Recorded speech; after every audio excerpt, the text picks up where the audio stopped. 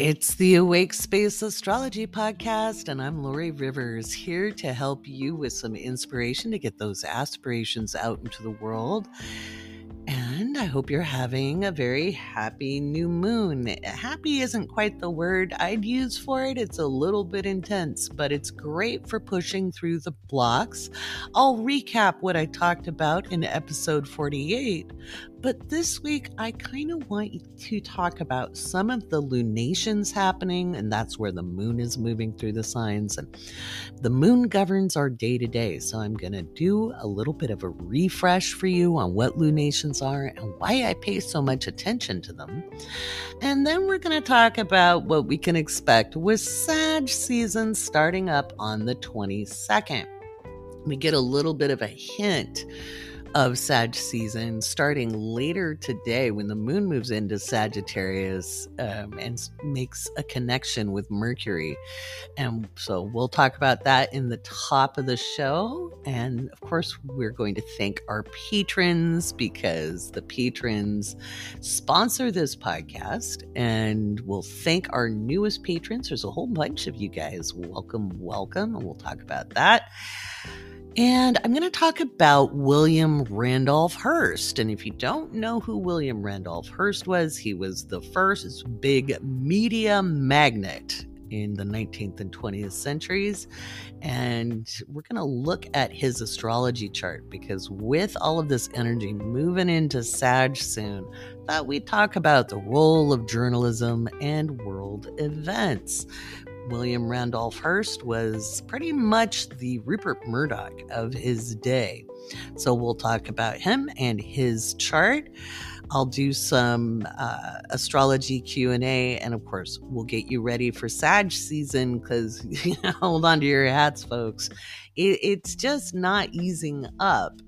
The energy will change, though. Let me tell you, it's going to change significantly. But I want you guys to be ready for the energy of this week coming and what it's going to be like moving into next week a little bit, just before the sun slides into Sagittarius. It's going to be a wild ride. So buckle up. Get your coffee. I'm making my coffee at home these days. I don't know about you, but I found some good recipes. There's some good ones on making sauces to put in. I've been putting some vanilla extract in my coffee. I've got lavender extract too. It's really good. So, shall we drive to work? Shall we start the laundry? Shall we do the dishes together, my friends? I love it when you tell me how I keep you company. And no, I haven't moved yet. I'm trying, guys. They're fixing up the place. They're fixing up the guest house, and I'll be moving soon.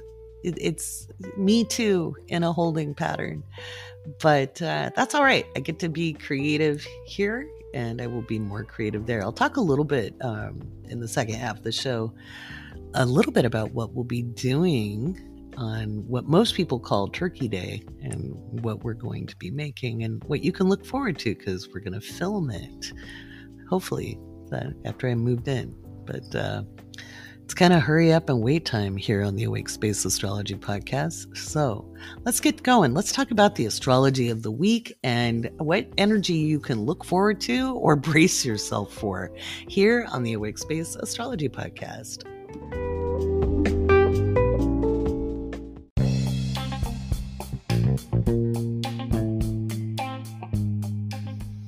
All right, let's talk about the astrology this week. So we have the new moon. You're living in that new moon energy now. The moon became new early this morning. And it is time to set those strategic plans. I'm going to recap it just very briefly if you want the full skinny on the new moon.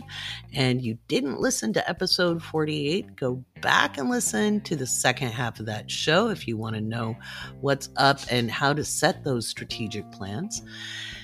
But a strategic plan is something that you're going to set for an existing issue, an existing project, an existing business, an existing career, your education, whatever you're focused on. It's very helpful to look at the house in your astrology chart where the new moon formed, which is at 21 degrees of Scorpio. That will tell you, where you're going to be able to set some benchmarks for yourself over the next 6 months. You really want to make a plan from now to April of 2024. Okay. And you can just outline it. Okay. The thing you get to break through are the mental blocks with this one. So if you constantly look at what you don't have or what you need versus what you've got, this is a time to look at what you already have and how can you make that work to get to the next step. Okay. And we usually have a lot more resources available than we think we do. Now, I'm not just talking about money. I think that's the first thing. Everybody always thinks they have to have more money than they need to take a next step in a project. Maybe you think you need investment, or maybe you think you need people's buy-in, or maybe you think you need to have a finished product, or maybe you think you need, things that are expensive. And the thing with this energy, with this new moon, it is, what do you have that can be leveraged? It could be knowledge. It could be your skill sets. So it might be, even if you don't know everything you need to know to move forward, your capacity to learn, your capacity to try, your capacity to investigate and research. Okay.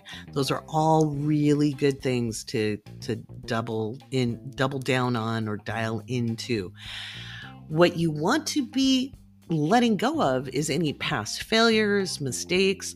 If you're thinking about those, what did you learn from them? And don't be, well, I learned not to do that again. I'm self-taught when it comes to building websites. Okay. I never took any classes on building websites. I played around with it from the 90s. I learned to code at one point and then started using platforms. And it's really just click around until you find something that works. If your design isn't working, if things are muddied up, you learn to clear it up. Visuals were my weakest point. And then Canva got invented because I hated Photoshop. The interface didn't work for me. And so when Canva came around, I was like, oh, well, this makes it easier because I'm good if I'm given like a pre-made layout and then I can tweak it. I'm good at that.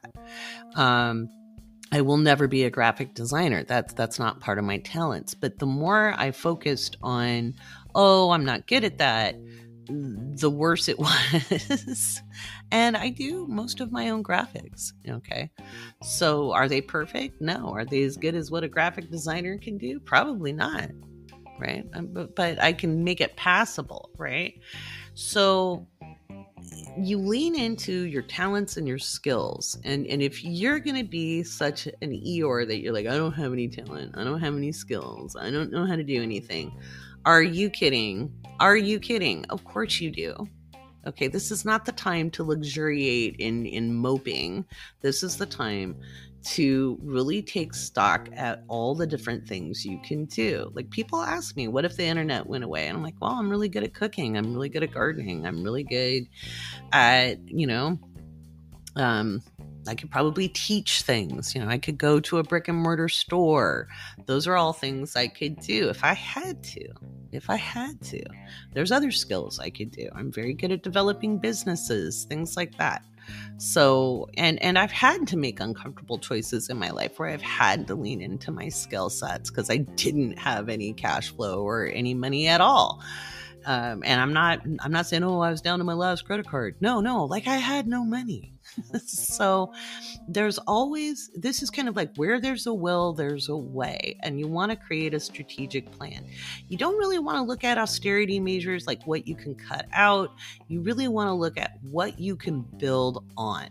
okay, with this new moon energy. And again, for more information about that, go listen to episode 48. That's the episode before this one. This is episode 49. So beyond the Scorpio new moon, later today, the moon will pop into Sagittarius. Now, if you're a patron, you have access to what? The moon phase video, where I go through all 8 moon phases and how you can use those phases energetically. Okay. And so the phase of the moon lasts for 3.5 days. So the energy signature is of Scorpio. Okay. And it has a little bit of a Cancer element to it, like the top note would be Cancer, because it's in the 3rd decan. Okay. And so it's going to have a moony feel to it. There's going to be some big emotions throughout the day until around 6:23 p.m. Pacific. That's 9:23 Eastern. When the moon pops into Sagittarius, it will still be in the new phase, but then it takes on a different energetical quality. You'd be like, yay, Sagittarius, it's going to be lighter. It's going to be more visionary, kind of. It moves straight into a square with Saturn. So it's kind of like, yay, plunk. And so this, if you run into a mental block, step back from it. Okay. Hopefully you've already made your plan or you've started it. And if you run into a mental block, then just take a step back, go do something else, go play a video game, have a gummy, have a cup of hot cocoa, listen to some pleasant music, do something to take your mind off of it and come back to it. Okay. That's there. Now I'm talking about on the personal level of what we can do. I'll be talking about world events a little bit later in the podcast, but I just wanted to tell you what you can do personally. Now, by the time you wake up the next morning on the 14th, I'm just going to pull that chart up. Of course, did I have it? No, I had a different chart, but we'll talk about that one in a minute. So around 5 a.m. Pacific, which is like 8 a.m. Eastern, the moon and Mercury are going to be conjunct. They're still going to be in a wide square with Saturn. Expect your Monday morning commute to be a little iffy. Okay. So prep for that. We might be in longer lines at whatever drive-through you're going through. Again, I'm making my coffee at home these days. And yet the moon and Mercury are going to be in a sextile with Venus a good part of the morning. Now that is kind of uplifting energy. So your morning should go pretty well. I would listen to any feedback you get, any suggestions people give you. I would listen to anyone who wants to collaborate with you. And when we listen to people, it doesn't mean we have to take every suggestion they give. But if you've been hearing something over and over and over, instead of saying, I know, or, I've tried everything. Well, if it's not working, you haven't tried everything. Okay. You really haven't. There's things you haven't tried because you thought they didn't work, or maybe you haven't gotten the right kind of help because you think something's in the way. And you can choose to dig yourself in deeper, or you can kind of accept some wisdom from somebody who's maybe a little bit further ahead in the game than you, or maybe even somebody who doesn't do what you do, but they offer just like a suggestion that gets the ideas percolating. That could be up on deck. This is really kind of nice collaborative energy. And I do that sometimes. I'll ask the mods. I'll be like, okay, I've tried this stuff. It's not working for me. What are your thoughts? And, I'll be like, hey, just give me ideas. Because even if those ideas aren't what I want to do, they might hold some real pearls that I can use as I go forward with a project or an idea. So it's really important to be open to suggestion. Okay. open to commentary and feedback. That's really, really helpful. Maybe you don't want to do something. Maybe you're morally opposed to it in some way. And is it really that you're morally opposed to it all the way, or is it how particular people do it? So like, I know a lot of intuitive readers will be like, well, I don't really like marketing myself because there's so many frauds out there. Great. So you not marketing yourself, a person with ethics, is now leaving space for all those frauds. You see what I'm saying? So your ethics of like, I don't want to be seen as a fraud, that's kind of a way to duck out of showing up in all of your authenticity. Okay, so if I just read you to filth, my apologies, but that's the type of thing I'm talking about. One of the big mistakes I see people making on social media, and I've been on the internet as long as you could be on the internet, like since it first was unveiled to the public in 1988. I know, crazy. But the big mistake I think people make is talking about only what they want to talk about instead of what people are asking them for. So like really paying attention to the comments you get. If you're not getting engagement, there's probably a reason for that. You're probably not speaking to the topics that the people who are looking for you really want to hear from you. And or you might be shutting the conversation down in some way. I used to be the biggest conversation killer. Oops. I used to call myself the thread killer, and I'd be like, oh, well, I should probably get better at that. This is years ago, like we're talking 20 years ago. And so you want to be listening for what people are really looking for. And right now, I can honestly tell you, it's a scary world out there. We're looking at just awful things happening in front of our eyes. We're seeing a lot of corruption out in the world. We're seeing a lot of things we thought we'd grown past as a society. I think that's kind of up on deck, and some people thought our society had outgrown it because they weren't aware of all the injustice that was still going on in the world. And so I think people are looking for reassurance. They're looking at what kind of action steps they can take, how they can be secure, how they can keep their kids secure. At least that's what I'm seeing. That's why I'm leading with that today with you guys, is giving you guys some action steps and things to think about. You don't have to do everything I say the way I've said it, but hopefully I've provoked a little bit of thought so that you're like, oh, I could try this. That's really the energy you want to engage with throughout the next couple of days. Now, the crunchy bit is going to come on the 15th when the moon is squaring off with Neptune.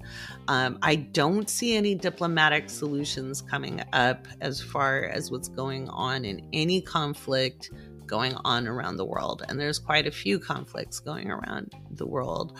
And so I don't see diplomacy really winning out just yet. I honestly don't see diplomacy working till maybe December. So, and again, we'll talk a little bit more about that as we go along. So when the moon's squaring off with Neptune, we could see some big rain come up. We could see some maritime issues with navies. We could see chemical spills, chemical agents, issues with septic, and there might be some big wind come up with that Sagittarius moon throughout, depending on where you are in the world. And I know we have listeners in 68 countries. So again, you've got to pay attention to the weather going on. There's some big weather coming into Europe, with this lunation, with the new moon. And I believe coming into the southwest as well. And I know there's big weather coming to the west coast of the United States midweek. Really, when that moon hits Capricorn, it'll be in a sextile on the 15th, late at night, because it comes in at 11:42 p.m. So almost midnight West Coast time. So about 2:42 a.m. Eastern, we'll have the moon enter Capricorn, and it'll be in a sextile with Saturn in Pisces. And that could be some pretty wet weather. That could, be some big rain that hits. We could see erosion events early in the morning of the 16th. And when we get into like the 17th, that was the chart I did have up. Let's look in. Let's see. Yeah, around 5 p.m. Pacific, actually, maybe even starting a little bit before that, maybe around lunchtime Pacific, which is 3 in the afternoon Eastern. We'll have the moon in a trine with Uranus and moving into an approaching conjunction with Pluto. This is really volatile energy, and it's in a sextile with Mars and the Sun in Scorpio. So we have not only the Mars and the Sun are really kind of keeping tabs on each other right now. I'm going to tell you right now, it's going to be very, very volatile. It'll remain volatile. And we could see some leadership changes globally. You could see attempted coups globally. We could see health crises with leaders globally. I think there's been several world leaders that have been having health crises, but it's not really making the news much. There's been some propaganda, but there hasn't really been real news, and we may not hear about that directly, but there's probably some stuff going on. It's probably going to... I'm concerned this week that we'll see an expansion of the conflict that's happening between Israel and Hamas. I think that could expand outside the borders of Israel, potentially more so than it already has. And that might be the day. So it might be like the 17th. It will be kind of crunchy through the afternoon into the evening in the United States. That would be moving into the early hours of the morning on the 18th in Europe, and moving towards actually just the Eastern Hemisphere, Europe, Mediterranean area, which includes the Levant, North Africa, West Africa, and it goes across. So I think we could see things escalate there. There might be some stuff coming up in Asia as well. We might see some tensions. Now, I know the Asia Pacific region countries are meeting in the United States in San Francisco, and there could be some tense things come out of that. That happens, I believe, on the 15th, on Wednesday. So when we look at Friday night into Saturday morning, there could be some repercussions from any old policy playbook type stuff. So dominance and control isn't going to win the day. It's not. And what's sad about it, I was going to say funny, but it's not funny. What's sad about it, when I say the old playbook isn't going to work, it doesn't mean people aren't going to try it. Okay, so the people who believe in dominance and control are going to kind of double down on it. And we're going to see evidence of that this week. And so that could be some real extreme behaviors and things we'd rather not see in the world.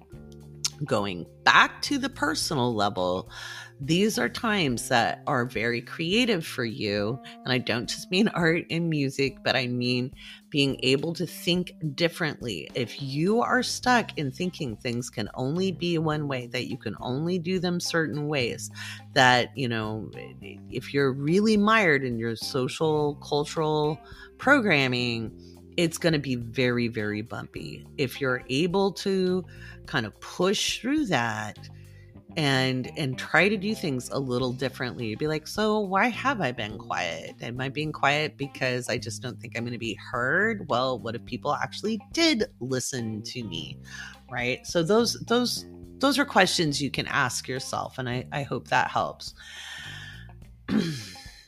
It continues to be crunchy, she chuckles, as the moon then slides into Aquarius, because it's going to be quickly making a square with Jupiter, and that's going to be pretty explosive energy. That will happen on, the 18th. Early in the morning, the moon will move into Aquarius around 3:26 a.m. Pacific, but the square won't really start until, about 5 a.m.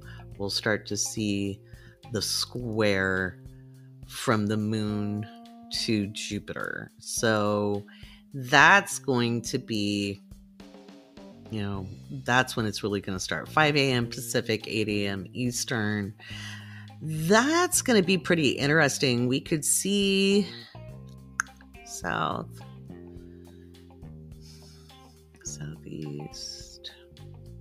to the west. There might be some stuff going on in the Caribbean. We could see something going on in New Zealand. And we still have Mars and the Sun conjunct. And this is really, really strong energy. Again, it's still in a sextile with Pluto. This is very, very intense. We're going to see things we'd rather not see. We're going to hear about things out in the world that we'd rather not hear about. I want you to understand that we are cleaning up a great deal of what wasn't really taken care of, things that were camouflaged through the way our media works, through how we consumed any kind of media, whether it was music or television. Even how education has been run in the last 30 years was really kind of putting the blinders on people. And especially in the West, people are very quickly getting educated about balance of power politics.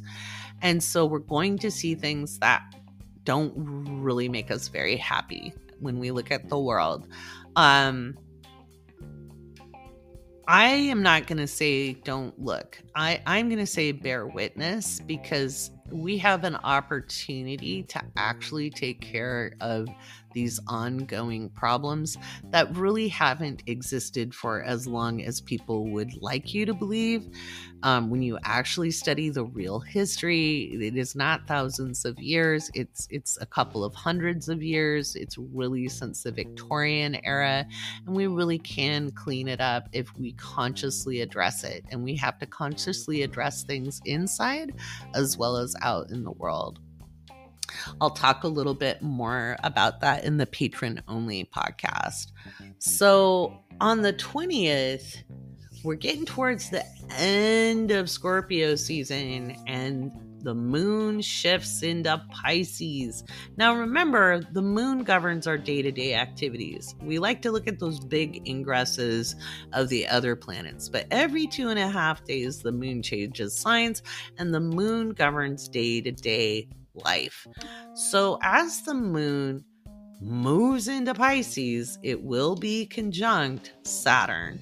This is going to be probably some pretty wet weather. I've been saying we're going to see more and more of the results of climate change. And we're going to see that this is global. It could be very wet, or you could see temperatures fluctuate. It could be more humid, or it could even be more dry in a place that expects the wet weather. It just, again, there's a million different ways to kind of play with that interpretation.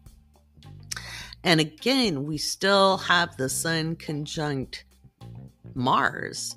And it's in a very tight sextile to Pluto in Capricorn on the 20th. It's very, very intense. And as the moon in Pisces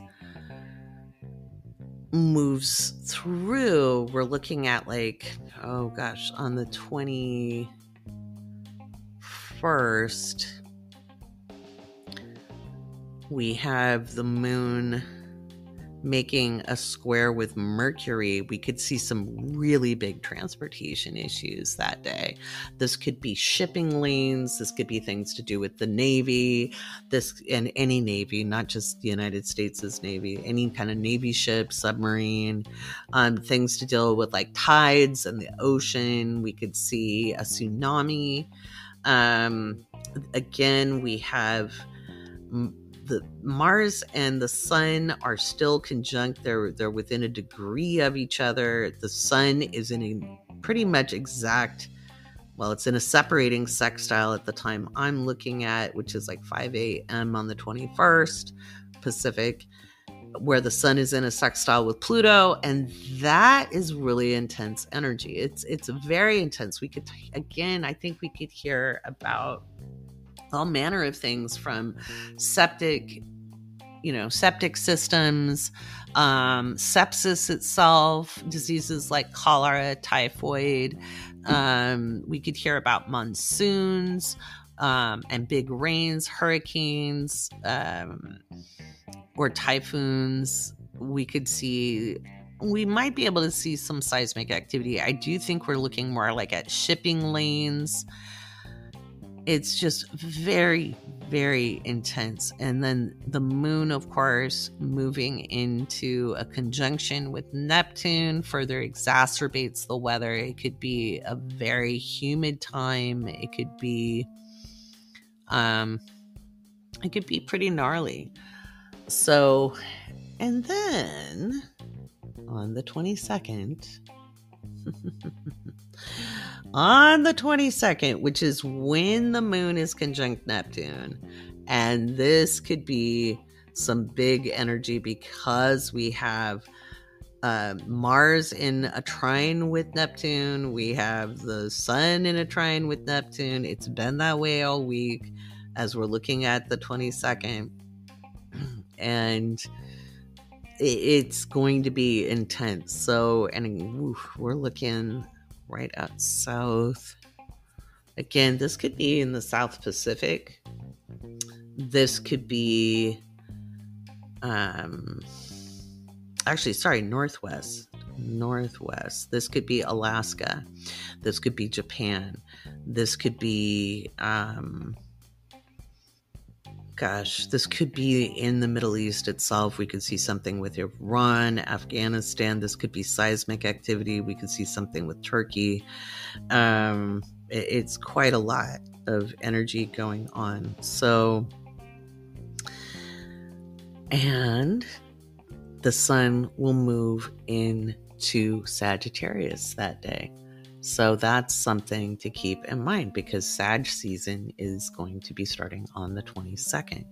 Anytime we have a change of sign, whether it's the moon, we'll feel it day to day. Every 2.5 days, there's an energy shift. And if you're conscious of it, you'll almost, physically feel it if you're sensitive. Or you'll notice the energy shift around. People's moods might shift. The 22nd at 9:20 a.m. Pacific, the moon shifts into Aries. And so that means the 23rd and 24th are going to be kind of gnarly.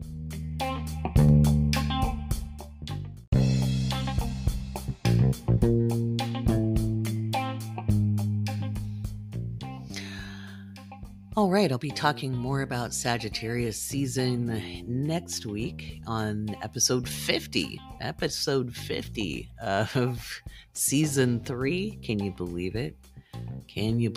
Sometimes I put out 2 episodes a week, but most of the time we just do weekly now, and I do the patron-only podcast.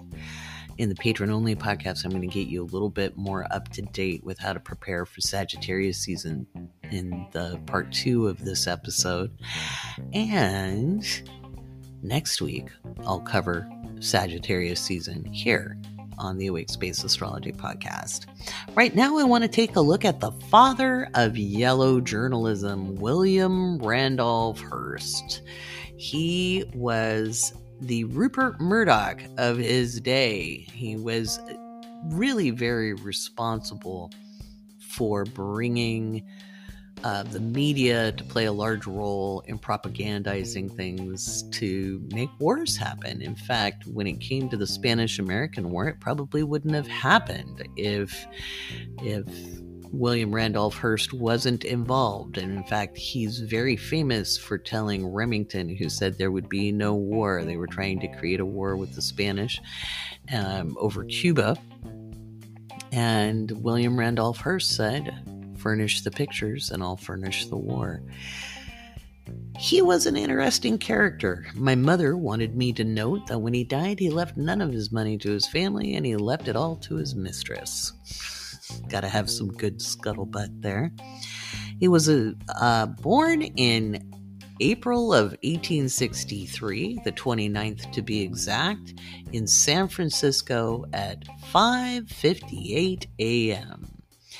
He was a Taurus with his sun in the 12th house, conjunct his Pluto in Taurus, and he did amass a fortune, that is for certain. He had his Mercury in Taurus, all of these three in the 12th house. He was a Taurus rising, so he liked the finer things in life. The Hearst Mansion is a very famous landmark in California.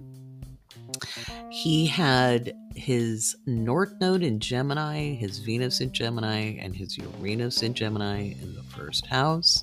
He was somewhat of an unpredictable character in some ways, but he had a strong and steady demeanor in others. He had a really kind of interesting love life.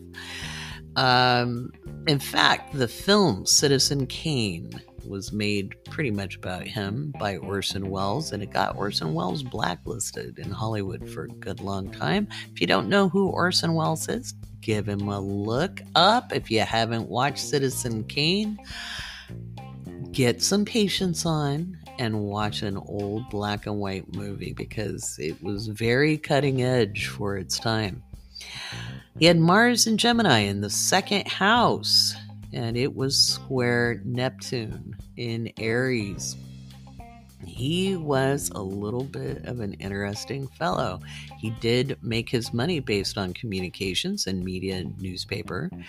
And being square Neptune in Aries, it would have been, he wouldn't have had a hard time sacrificing the truth to reach his objective. That is not always the case. Don't judge your friends and family by what I say about this man's chart. I am just talking about William Randolph Hearst. He had his moon in Virgo in the 5th house. He had Saturn retrograde in Virgo. Yes, in Virgo, just at the very tail end at 29 degrees. And his Jupiter was in Libra in the 6th house, and it was retrograde. So again, maybe the truth, it depends. Was it meeting the objective?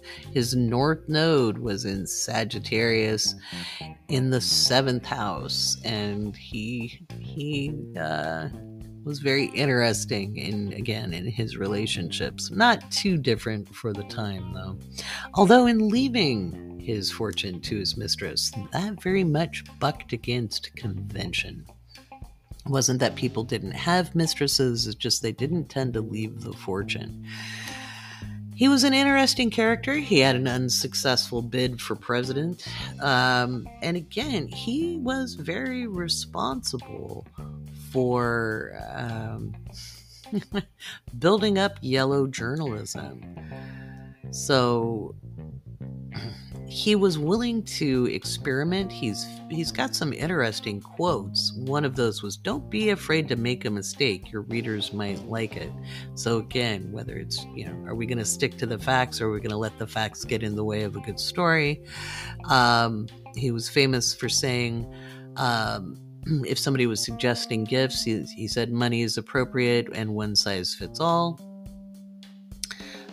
He was a very, very interesting publisher and magnate, and he lived till 1951, so he had a pretty good long life there.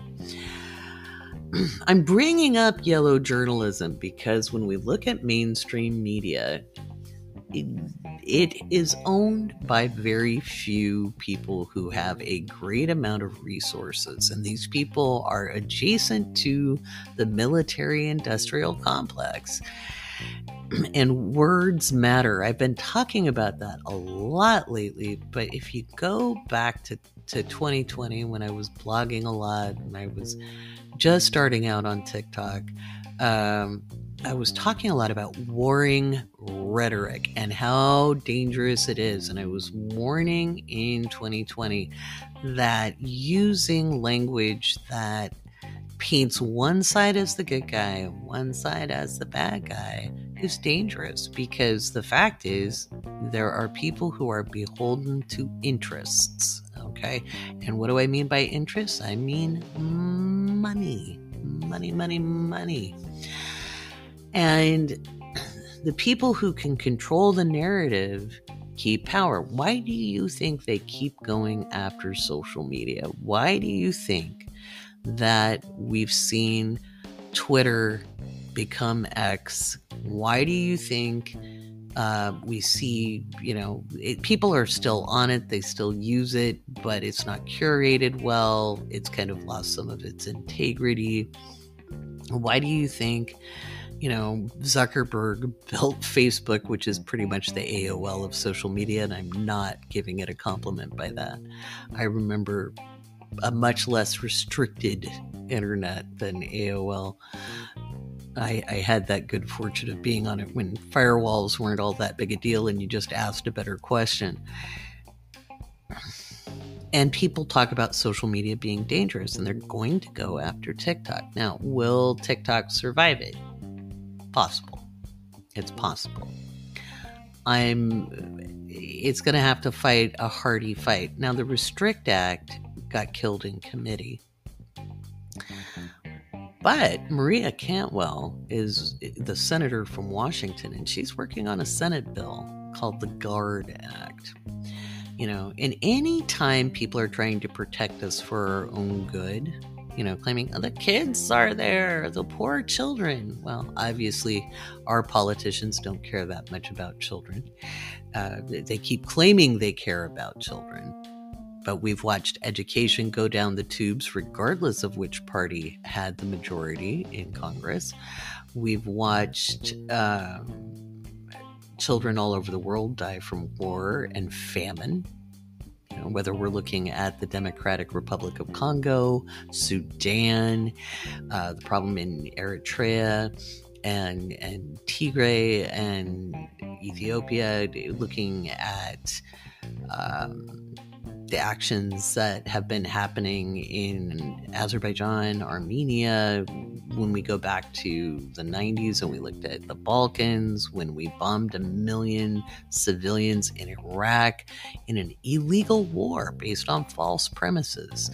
It had nothing to do with 9/11. It was based on lies. And as a Middle East specialist, I was calling up every elected official I could saying, it's not true. What the hell are you doing? That destabilizes the region. It puts our national security at risk. And of course, what we're seeing in Palestine today, which is a disproportionate use of force. And it has become very obvious that propaganda was very much used. I'm not saying there weren't innocent civilians killed on October 7th. However, the narrative that was spun was propaganda. It wasn't, and the propaganda was to dehumanize the Palestinian people, just like we keep hearing, there's no civilians there, they're all in it. That's propaganda, and it's very clearly propaganda. It's very boldly propaganda, and it's just an old playbook that will not work over time. Okay, Okay, it will not work over time. So it is important to be very careful about digesting language, especially in headlines, especially in news stories, when there are about 5 individuals who own all of the media in the United States. Okay, 5 individuals. CNN used to be center-ish. It was hardly left-leaning, but it was center-ish. It is very right-leaning. And we have moved so far to the right in the United States in the last 40 years, so far to the right, that even what people consider progressives are honestly just asking for rollbacks, especially when we're looking at taxation and social services, rollbacks to the Eisenhower administration in the 50s. And Eisenhower was a Republican. Okay. So it's important to kind of take a step back and understand that media will try to disempower you. They will try to slander various means of communication, whether it is TikTok or, if they get rid of TikTok, it's going to be something else. They're going to go after something else because they don't want us getting to know each other on a global level. Why do you think they made it harder and harder to travel after 9/11? Okay. We didn't used to have to produce identification to travel domestically. You did not have to show your papers. I was against that as well, because it makes it harder for people to travel that have a harder time gaining access to ID cards, etc. International travel, you only needed your passport, and whatever relevant visa before that. And, they claim it's for your own good. It's for your own good. I am always nervous when somebody's trying to protect me and make me safe, because safety is an illusion. Safety is an illusion. Nothing in this physical existence is 100% guaranteed safe. It is an illusion. So when politicians try to protect me, especially protect me from myself, but even from other people, that makes me very nervous, because that sets up a police state. And we've had a police state for quite some time. It may not seem like that if you are a person who has more privilege. You may not witness that directly, but marginalized communities do, and dissidents do, people who speak out. So people who are speaking out politically, if they take the means of communication away, it's harder to organize, but the internet is the internet. We will find a way. And I do not see the internet going away anytime soon. There may be disruption to the internet, but it is really hard to take it all the way down, because it is not a singular thing. When the older politicians were talking about the kill switch, it just showed a severe lack of understanding of how the internet works. It's not one single network. Just like in the United States, we do not have a singular power grid. We don't have single power grids in states. It would be, 1, ridiculously stupid, 2, hard to maintain. So we have many, many, many small grids that interconnect. So there are things and buzzwords people say, and they sound really officious and very confident, and it makes people believe it. And that's how people get away with propaganda. And so, you really want to listen to people who parse the information out in, I wouldn't say a neutral way. I don't think we need to be neutral.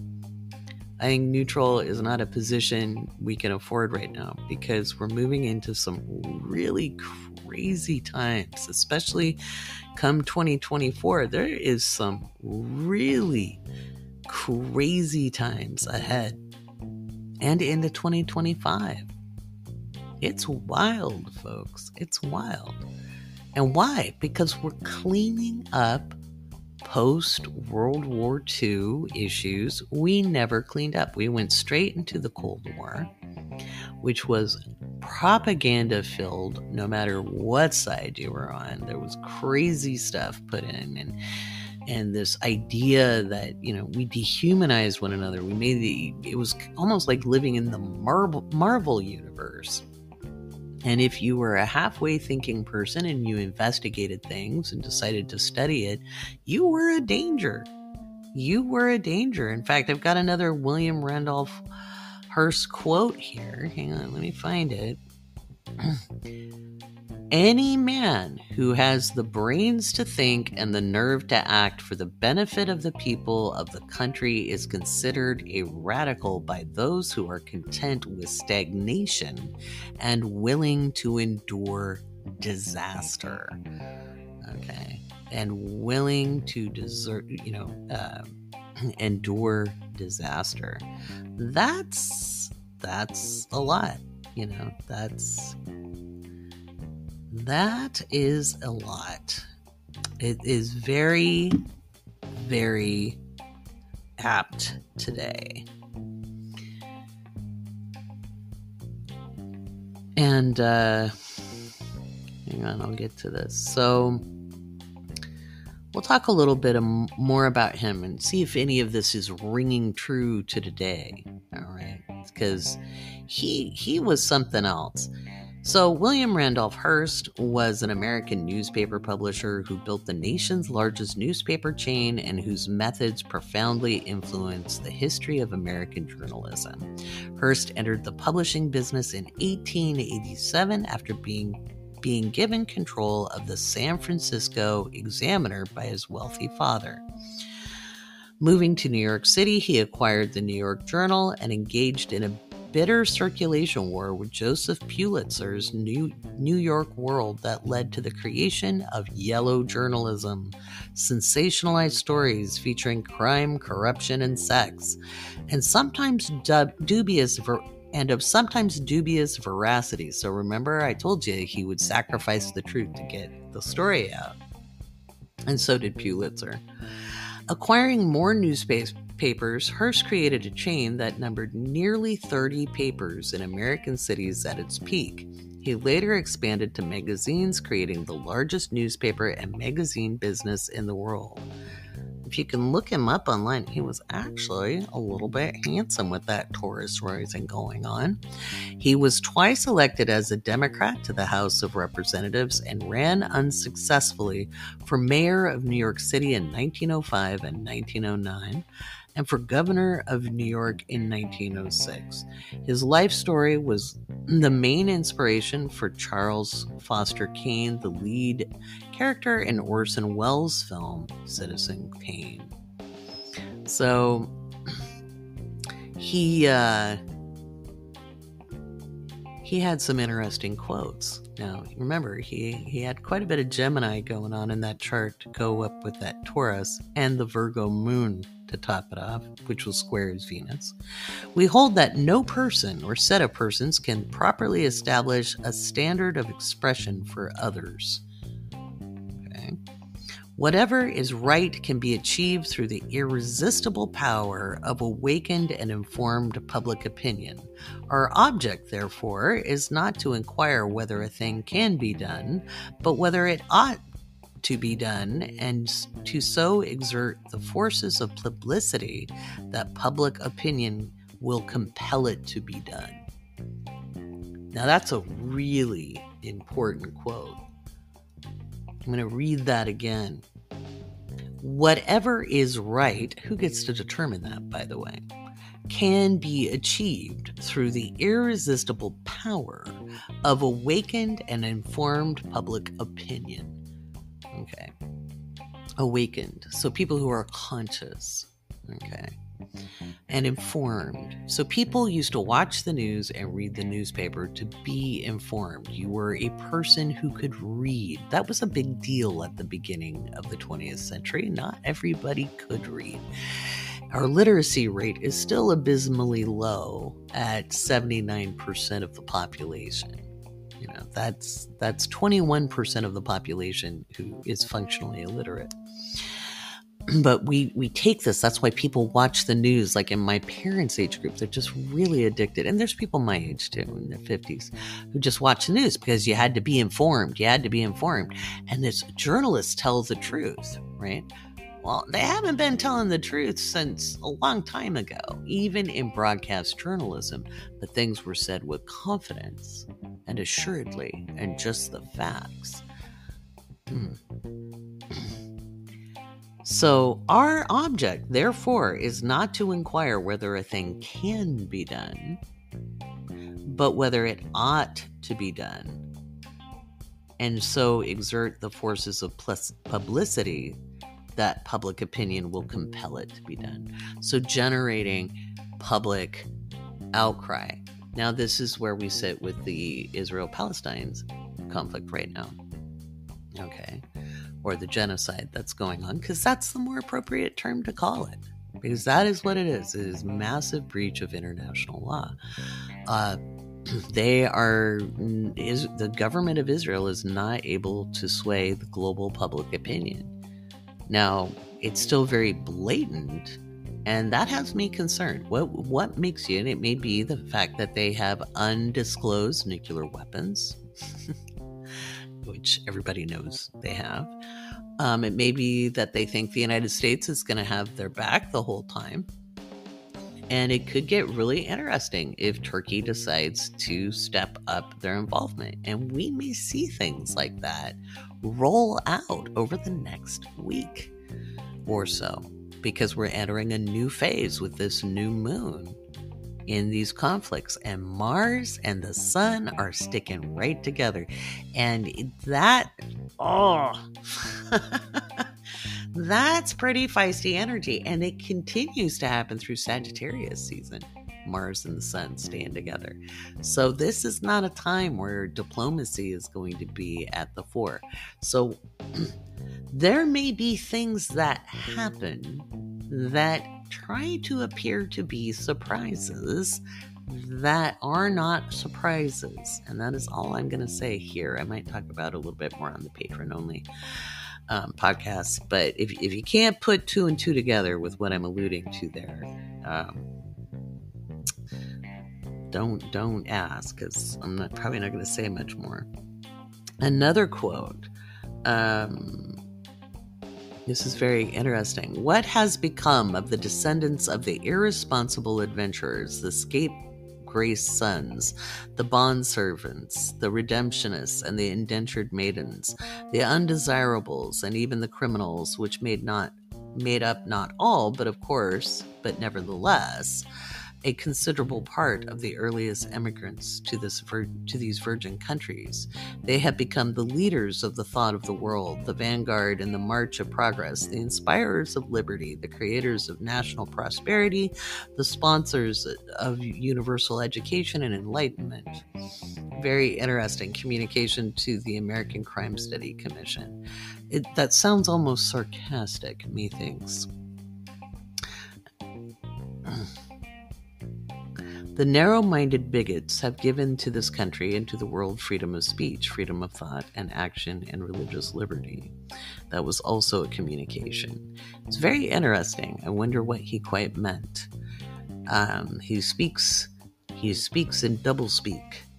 Any man who has the brains to think and the nerve to act, I think I've already read that one, but we'll remind you, in the nerve to act for the benefit of the people of the country is considered a radical by those who are content with stagnation and willing to endure disaster. And that was an interview with Cleveland Plain Dealer, 24th of October, 1932. Very interesting.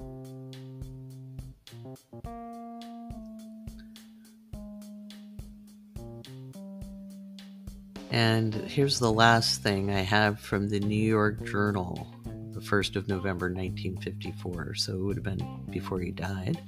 According to American principle and practice, the public is the ruler of the state, and in order to rule rightly, it should be informed correctly.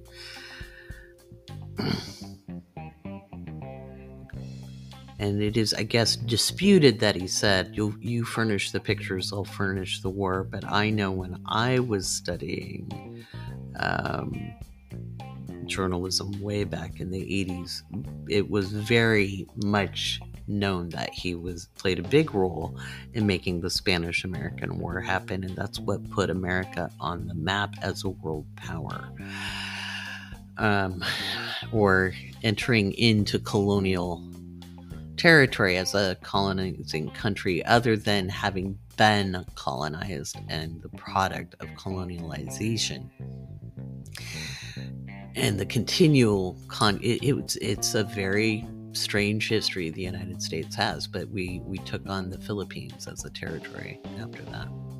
So it's fascinating, my friends, at how, if we don't stay aware of how language is used, how things are shown to us, and that's kind of why the narrative hasn't been working, is because you've had citizen journalists on the ground. You've had just every day these young people are following, more so even than the professional journalists. People are following, I would say kids, but they're young people, young adults who were social media people or photographers or what have you, and just with the use of their cell phone and whatever internet connection they can get, they're showing very, very graphic images, and it is revealing truth that we wouldn't see. We didn't see that stuff coming out of Iraq. We didn't see that stuff coming out of Afghanistan.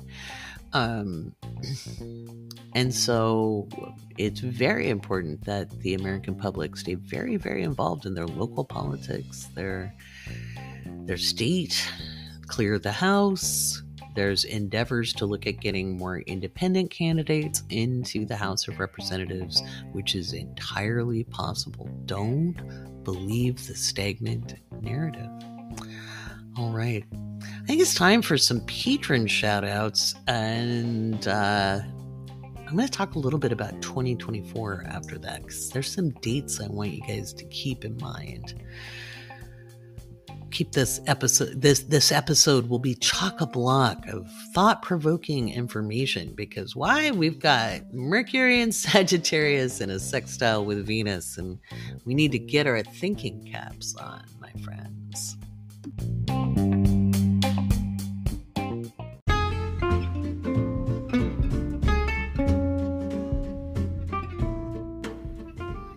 All right, you heard the music. It is time for patron shoutouts.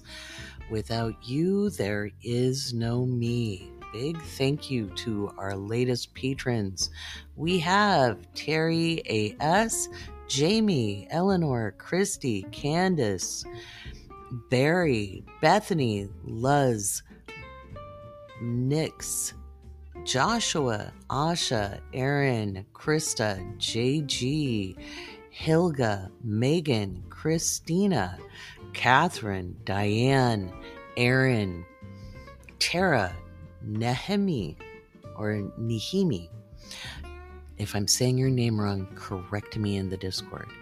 Shantae, Eliza, Benny, Bobby Yvonne, Jessica, Mary Kay, Isabeau, Paola, Gabrielle, Marie, Leslie, Liv, Diana, Elena, Carmen, Chelsea, Laura, Leanne, Maddie, Victoria, JC, Erica, Beverly, Asipsy,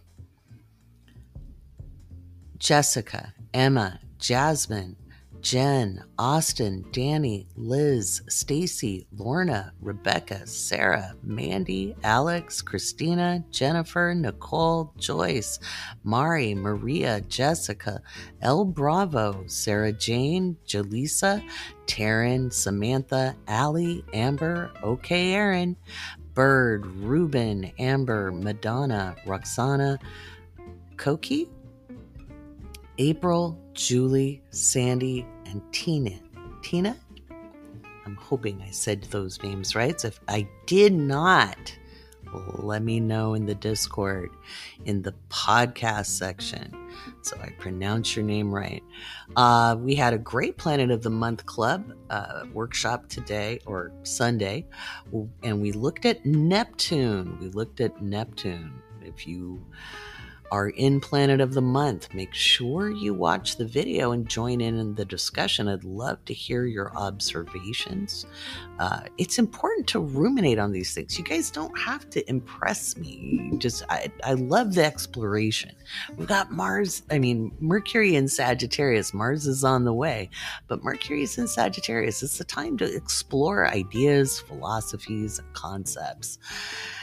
Other stuff coming up. We've got Coffee with Laurie at the end of the month. The last Sunday of every month is Coffee with Laurie in the Discord, where we meet up and we hang out. You guys can talk to me and I can hear your beautiful voices. We catch up. We do a little social time. You can ask me questions there about astrology, about life, about philosophy. Let's see. What else have we got going? Oh man, it's crazy. I'm supposed to be moving this week. We'll see what happens with that. I'm a little dubious. About it all, I tell you. We'll see how it goes. We'll see how maybe when the moon's in Pisces. I think it's probably going to happen when the moon's in Pisces. Maybe Aries. No, it won't be Aries. Sorry, maybe Aquarius. Maybe the end of that Aquarius lunation. Early Pisces. We'll see how it goes. It's funny because I told him it probably wasn't going to happen just yet. Nobody listens to the astrologer when it's mom. But yeah. Anywho, I want to thank each and every one of you for being a patron. And it's very meaningful to me that you guys want to hear what I have to say. You got your new astrology planner. That's good for the month. The astrologers will help me do it from now on. I did everything this time, but we're going to come together as a team to do it because it's one of those things that's kind of time consuming, but I want you to have it to be accurate. Anybody can just write horoscopes out of their brain, like 90% of the horoscopes you see out there aren't actual proper horoscopes. They're just people giving keywords for your sign so you resonate with it, where I do mental gymnastics trying to give as accurate a forecast as I can, even though it's still going to be general. And oh my gosh, it's a lot. And so for the last almost 3 years, it's been 2 years, I've been trying to figure out how to make that work and make it a collaborative effort. And I think we finally found a way to do it. Headlines will be out as soon as I'm done recording the podcast. If you didn't know about that, I do what's in the headlines. I'm late on that too, because this has been a crazy month. Who would have known that taking a couple of days to do the Patreon Creator Fest would put me behind? So that just showed me I need to rework how I do things. I'm using that new moon for that. And I hope you guys have a really good new moon. Next segment, I'm going to be talking first about some important dates in 2024, and then we'll do a couple of questions from the Q&A Googly sheet from patrons, and then I got to get to recording the patron-only podcast that comes out on Tuesday, November 14th.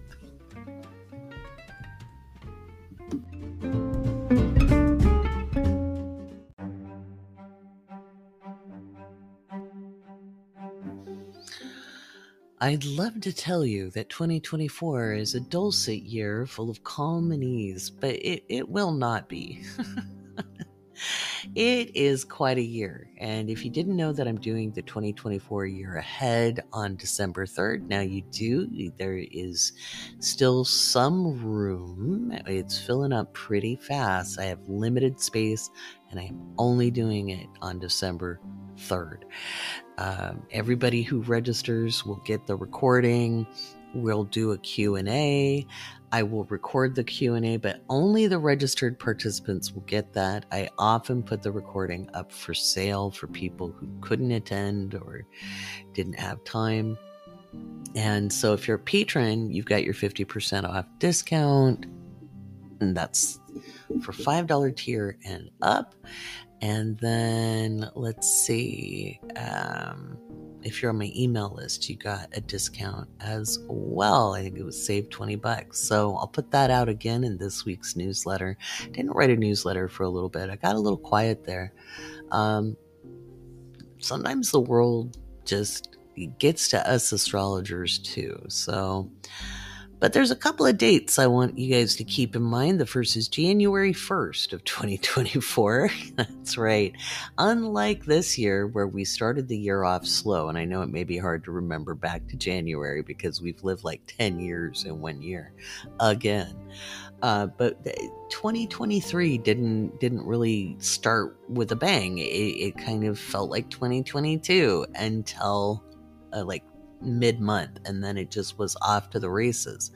So we look at hold on, we've got to look at January 1st is when Mercury goes retrograde that evening. So, or not retrograde, goes direct. It's retrograde in December. It goes direct January 1st of 2024. And so things start popping right away, right out of the gate, my friends. A couple of other dates. I know everybody's looking at those eclipses and the Jupiter-Uranus conjunction, and those are very significant events. However, there's a couple of dates that kind of came to my attention. March 19th will be the equinox, and or the 20th will be, but you know, the sun is at like 29 degrees 50 minutes on March 19th of 2024, and the moon will be in Leo opposite Pluto. That's a pretty wild one, and we've got a conga line of planets. It's just, you know, we have Mars in Aquarius. Now it's not in an opposition to the moon, and it's not conjunct Pluto. It will be earlier, though. It'll be there.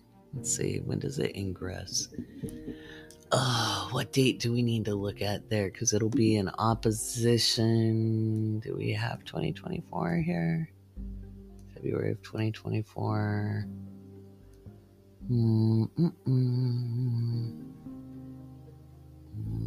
Let me check.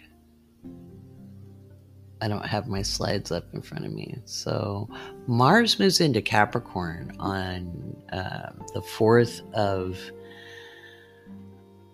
of January. Now, it won't be in opposition to Pluto at that point, because Pluto moves into, well, it won't be, because it'll be at 0 degrees at that point, and Pluto will be at 29 until it moves into Aquarius on the 20th of January. Now, that's going to be a very significant day. Okay.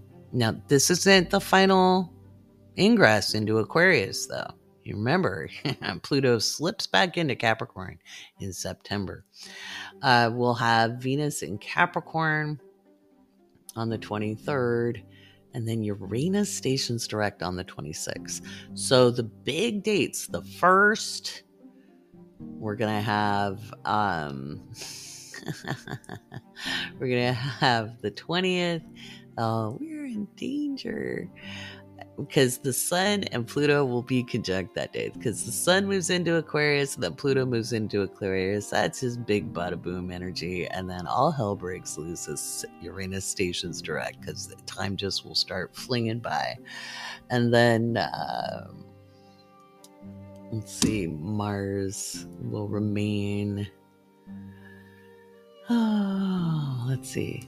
Let me just quickly. Mars moves into Pisces in late March. That's going to be crazy. So where is my Mars in? Aquarius, there we go. The 12th of February will be another big date because that Mars will ingress into Aquarius right into an opposition with Pluto. That's going to be wild. I'll be talking about this in much more detail in the seminar, but oh, that's crazy. And then Venus moves into Aquarius, so we're probably going to see a global economic shakeup. This could be pretty wild, especially when we look at the potential of expanding conflicts. I'm afraid the situation isn't going to end anytime soon in the Middle East. It's going to continue on. I wish it wasn't. I wish I had better news for people in that respect. It's going to be pretty crazy. And of course, it's an election year here in the United States. Of course, when we move into April, we've got, well, actually, there's a date in March. That's right. So, hang on. So the 19th is the equinox. That's right. The 19th is the spring equinox. And or fall equinox if you're in the southern hemisphere. I know we've got folks in the southern hemisphere. I don't want to be hemispherist on you, but that is going to be kind of a wild and crazy day because, let me pull it up, that's when the moon is going to be in opposition to Pluto. That's always going to be very, very dynamic. Very dynamic. And we have Mars in an, it will have already been square Uranus earlier in March. So March is chock-a-block crazy. Now, what's interesting is when I look at March of 1939, yeah, you heard me, we actually had Pluto at 29 degrees of Cancer. And I've been telling everybody we're on the flip side of 38, 39. Last year was more like 38. They were more on the flip side of 39 this year and in the fall next year. And so if you went into about 6 weeks from March 20th, which would have been what? We would have gone into April, May of 1939. You would have seen some real shenanigans going on in Europe.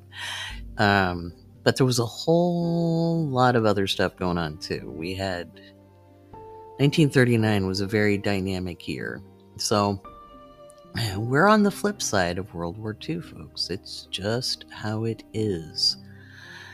Pluto moved into Leo in 1939, just like we've got Pluto moving into Aquarius in 2024.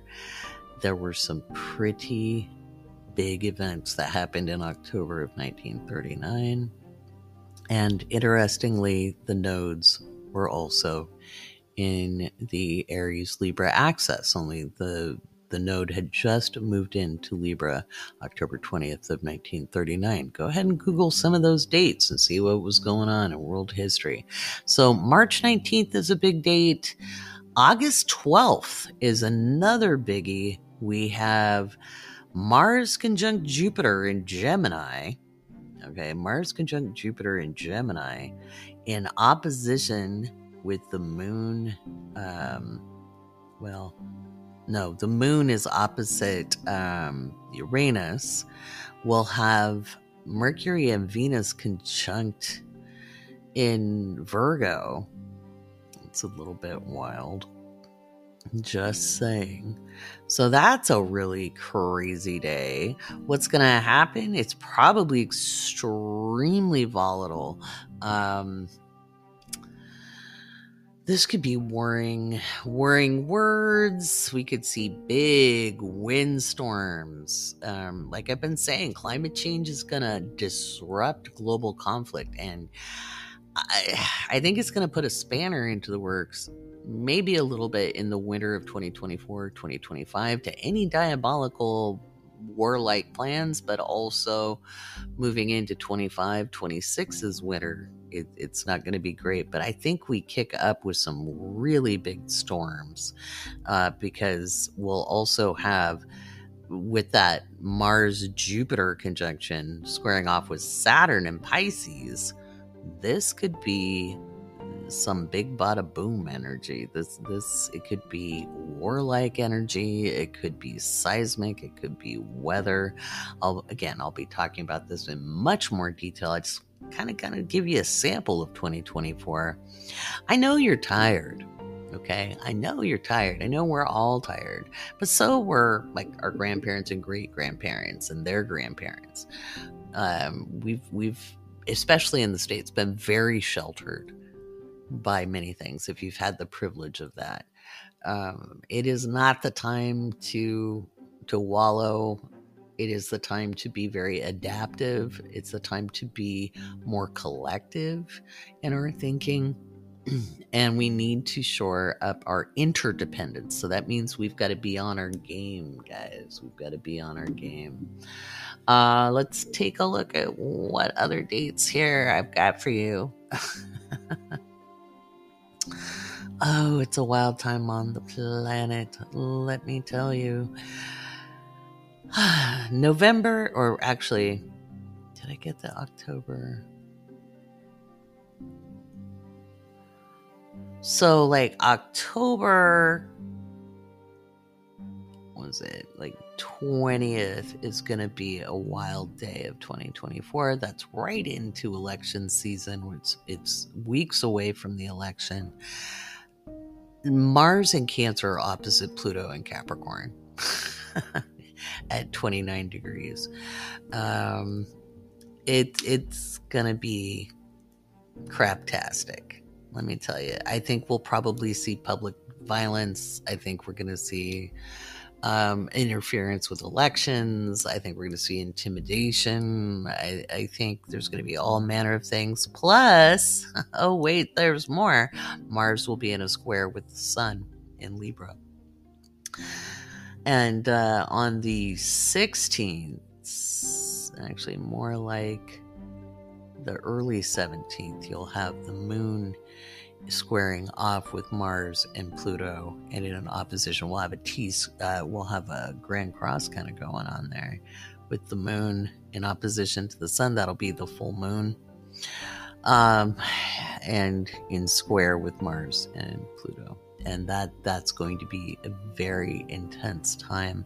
November 2nd, days away from the election, is another big date, and we have Mars in Cancer directly opposite Pluto. It's within minutes of it at the time I took. It's going to be a very contentious election season. I want you guys to focus less on who's president. I'm not saying it's not important, but if you do not focus on the House, you don't understand how the system works. Okay, you gotta clean up the House. We've got to clean up the House. I know there's a move to get a bunch of independents in. That might be good, but make sure you do your research, okay? People can promise anything. They can say anything. You want to check what are their actions, okay? That's really important. Don't just let an incumbent sit just because they've always been there and they have experience. That also means they've been bought and paid for, my friends. It means they've been bought and paid for. And don't let people sell you the lesser of two evils. Oh no, women's rights. Guess what? They're gone. We have to fight to get them back. We have to fight to get them back. After all the hard work of my mother's and grandmother's generation, you gotta fight again. Don't ever let anybody tell you it's not time to codify something or to have civil liberties. So those are some of the dates in 2024, and there's a whole lot more. Let me tell you, that 2024 year ahead is probably going to be about 2 hours long. There is so much to go through. Now, if you already came to the event, you got your code to get into this one if you came to the June event. And if you can't come, don't book. You'll still get your version of the recording. All right, let's look at some patron questions, and those come into the Googly sheet. Uh-oh, what happened? Where is it? Oh no. Oh, there it is. I have that TikTok sound in my head. Oh no. Alrighty. Let's see. Oh, I answered this one on the patron only, but this is a good one. Do I ever worry about AI as an astrologer? This is from Cheyenne. I asked ChatGPT some very basic questions about astrology, and it gave super general answers, but it got me thinking, what if it ever gets good in the future? Your thoughts? I have put ChatGPT to the astrology test, and it always refers me to a professional astrologer. I think astrology, to do it well, it's not linear. And as long as computer programs work in a binary fashion, a linear fashion, until quantum computing gets going, I think our day job is safe. But, there's a lot of people who call themselves astrologers out there that are pretty general too. So it might be a challenge or a threat to people who aren't actual consulting astrologers and just kind of go by the moniker, but aren't really it. But I'm feeling a little more secure than people would think I should. Maybe I'm just arrogant, right? So let's see what is up on deck. Let's see. Cheyenne is asking, what does it mean to have challenging placements or a challenge or challenged houses? That's actually a really good question, Cheyenne. Challenging placements are often called that when it's a square, an opposition, or if you've got like a heavy hitting outer planet with an inner planet together in a conjunction. Just shows a level of intensity. That's what it means, what a challenging placement can be. But again, I like to call that creative. And then what most people call like a nice placement, they usually describe trines as a nice placement. I consider that like a supporting aspect. So conjunctions can go either way. It depends on what planets are conjunct. And then, so it can be either a challenging or supportive aspect. Squares and oppositions can be a challenging or creative aspect. Sextiles and trines are more, some people might consider them a benefic aspect, or I like to say a supportive aspect, because I've got a lot of sextiles and trines in my chart. And when I was first studying astrology, people were like, you're so lucky. And I was like, my life has not really been lucky. I'm lucky to be alive, but I suffered a lot of trauma. But I did have always encouragement and love. So given the extremity of the trauma, I always had support. So I decided to look at things as creative or supportive. So that's that answer. That was a good question. Let's see what else we got coming down the line here. Allie, what was one of the deciding factors that led me to become an astrologer? That's a great question, Allie. Well, astrology fell into me. So I was seeking answers and trying to find reasons for why my life was falling apart. Lucky guess if you guessed it was a Pluto transit and a Saturn transit and a Neptune transit all at the same time. Woo! Good times. Psychology wasn't really answering my questions. It was the mid-90s. There wasn't a lot of hope in psychology. In psychology, I was basically doomed. It's like, you will always be screwed up. I did not wish to always be screwed up. I wanted to eventually be happy and live a reasonably contented life. I wasn't asking for the moon, And astrology fell into my lap. I really started studying it to debunk it because it bothered me that the person who was thousands of miles away from me could know that much about me. And so I was like, what's this parlor trick? Let me prove this mumbo jumbo wrong. Oh, the arrogance of youth. And then just the more I studied, the more I practiced, the more I learned about the usefulness of it, not just as understanding ourselves. I think personality astrology is great. It does help give us a better understanding of self, and it helps us, deconstruct our social cultural programming, which I was already on that journey. Just to know that I could use it for timing, I could help other people, like make sense of their lives that the world didn't have a lot of answers for.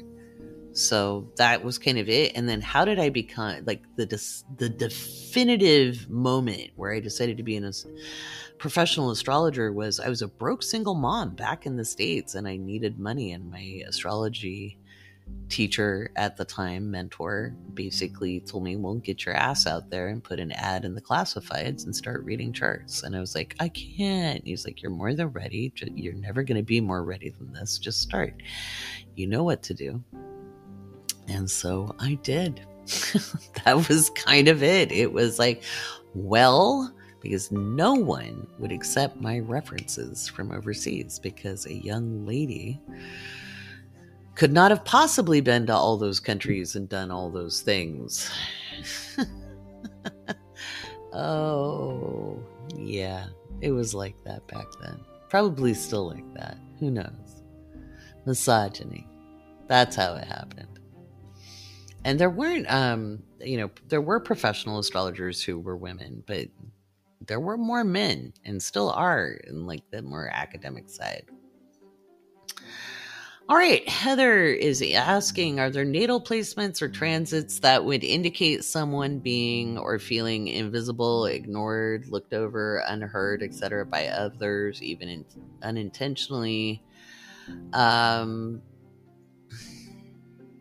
think everybody feels that way sometimes. It just, to be honest, I think a lot of times we put too much emphasis on what other people think.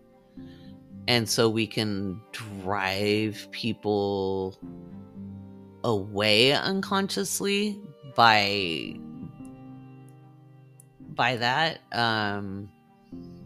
I think what you can do to overcome it is to take the advice I was given. This isn't even my own advice. When I started networking after many years of not having been around a lot of people, if you guys think the lockdowns were bad, I was isolated for many years on a frickin' island. And I decided to leave said island to network, and I was rusty. And I was very unseen and very unheard where I lived. Okay, I did not mesh in the area. It was not great astrocartography. And I just didn't really fit in with the community there very much. And so I had some friends, don't get me wrong, I did, but I was still pretty unseen. Plus I was a mom. And I was in my 30s, and you kind of evaporate at a certain point in society, especially if you care. And I asked a friend at the online school I taught at, and I said, hey, I'm going to go networking. What's your advice? Because they were a really good networker. They were always out doing events and things. And they said, be interesting, or be interested, not interesting. And so asking other people about how they're doing, not just offering advice, not just showing off what we know or our skill sets, but just being genuinely interested in other people just really, really helps. And that worked really great for me personally, because I'm not particularly good at small talk. And so when I went to these events, I didn't either overwhelm people with information or, talk about my special interests a little bit too much, or I wasn't just like lost for words. So, I'd meet somebody and I'd be like, tell me about yourself. And I realized the more I did that, the more people did become interested. And, how can I support you? Like, what can I do to help? All of that has been like really, really helpful. And that can help get our Venus working to our advantage. So whenever we feel kind of deprived and bereft or invisible, we're often kind of pushing away what's coming towards us. And so it's really important to kind of like take a step back and take a breath. And honestly, sometimes it's locational too. Like again, on the island, I just was not ever going to be seen or heard. It didn't matter what I did, how I volunteered. I gave thousands of hours to that community. It wasn't my place. When I came down to LA, which is huge, all of a sudden, everything popped. And that's because it's different astrocartography. Yay for a Jupiter influence, right? So that's kind of that. I would practice just kind of asking people about themselves and learning how to use open questions, and maybe just if something's not landing, just try a different way. All right, I'll do one more and then we'll end the episode. Let's see.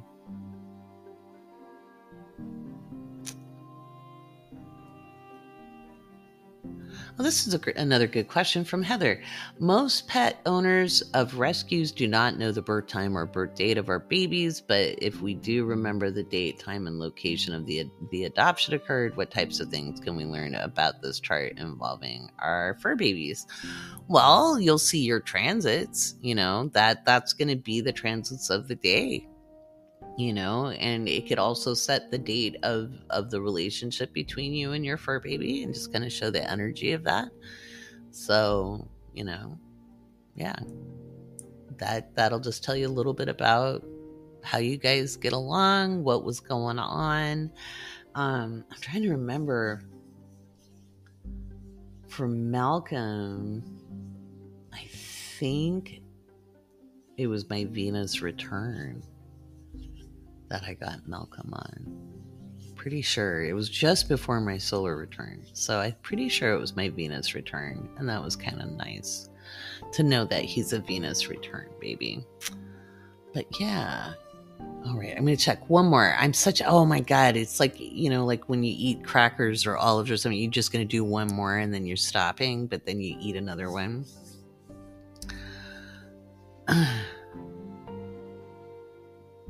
Okay, so Alexandra is asking, how important are numbers when predicting the theme of the year? For example, the year 2020, there was a global pandemic that forced many into quarantine at home.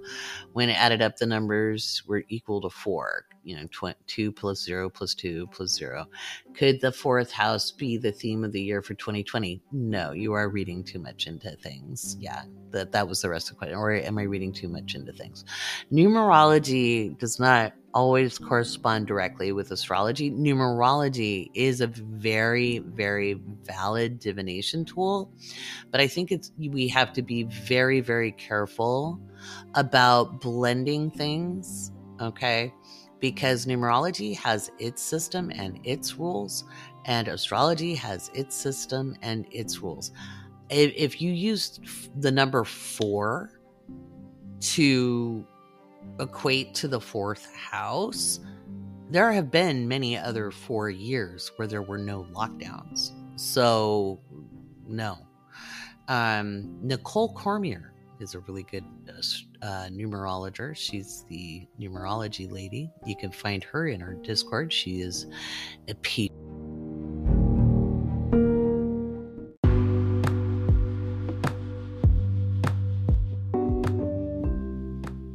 The recording cut me off and I don't want to re-record. So you can find Nicole in our patron Discord. If you want to learn more about numerology, you can follow her on her social medias. Give her a tag in the podcast. channel in the Discord. All right, guys, it has been wild and wonderful. I hope the new moon gives you some much needed energy. Be careful out there. People might be a little unpredictable. Drive safe, wear your seatbelt, keep your hands on the wheel. I hope you found perfect parking if you've been out and about. If the weather's kicking up, stay nice and dry.